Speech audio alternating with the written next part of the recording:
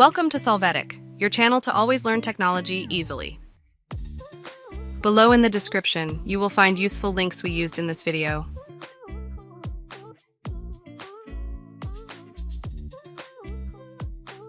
Today in Solvetic, we will see how to insert hyperlink in PowerPoint. We will start by opening PowerPoint.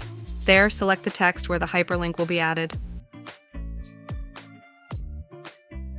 After this, in the Insert menu, click on Link.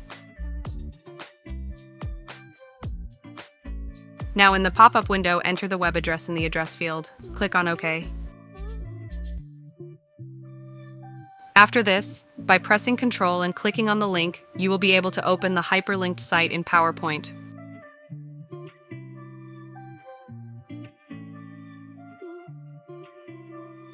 Hey, remember to subscribe Solvetic channel.